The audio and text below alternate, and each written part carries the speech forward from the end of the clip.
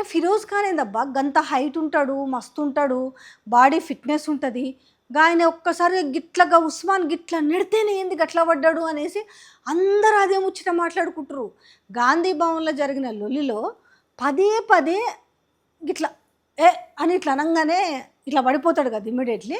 అంటే కొంచెము ఆయనకు ఒక ఫ్యాన్ ఫాలోయింగ్ ఎక్కువ ఉంటుంది ఎవరికి, ఫిరోజ్ ఖాన్కి. ఎందుకంటే ఆయన మాట్లాడిన మాటలు, ఆయన మెడలో కనిపిస్తున్న రుద్రాక్ష మాల కావచ్చు, ఏదైనా కూడా నేను ఫస్ట్ హిందుస్థాన్ ఇవన్నీ మాట్లాడతాడు.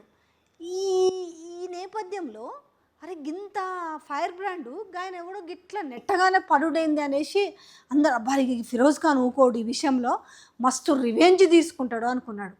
పాపం రివెంజ్ లేదు ఏం లేదు. అంటే ఫిరోజ్ ఖాన్ అభిమానులు అనుకున్నారు, అరే మా అన్నని గంత హైట్ ఉన్నాడు, గంత పర్సనాలిటీ, అట్లాంటి వ్యక్తిని గిట్లా నెట్టేస్తాడా, మా అన్న ఊకుంటారా అనుకున్నాడు. ఊకోక ఏం చేస్తాడు, మా అన్న వచ్చి ముద్దు పెట్టిండని చెప్పిండు. ఏదో మా మంత్రి పక్కన కూర్చోవాలనుకున్న కొంత సీటు ప్లేస్ విషయంలో ఇదైంది తప్ప ఏముంది అన్నాడు. అర్రే అసలు అంటే ఒక ముద్దుతోటే పోయిందా అంతా వచ్చి ఆయన ముద్దు పెట్టుకుండంటే ఆయన ఎవరు, ఉస్మాన్ హజ్రీనో ఏమో, ఆయన మా అన్న లాంటోడు.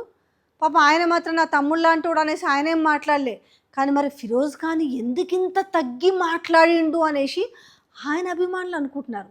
పార్టీలకు సంబంధం లేకుండా ఫిరోజ్ ఖాన్కి ఫ్యాన్స్ ఉన్నారు.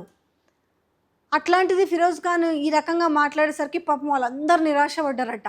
అరే ఈయన మీద ఏదో అరే బయటకు వచ్చి దంచుతాడేమనుకుంటే గిట్లా ముద్దు పెట్టిండని గింత సప్పగా అయిపోయింది, చల్లగా అయిపోయిందని ఫ్యాన్స్ అంతా నారాజు అవుతున్నారు. ఫిరోజ్ ఖాన్ గారు ఒకసారి చూసుకోండి, పాపం మీరు చెప్పిన మాటలు అలా రుచించలేదంట. మా అన్న వచ్చి ముద్దు పెట్టగానే నేను కూల్ అయిపోయినా అనే విషయాన్ని మీ అభిమానులు జీర్ణించుకోలేకపోతున్నారు.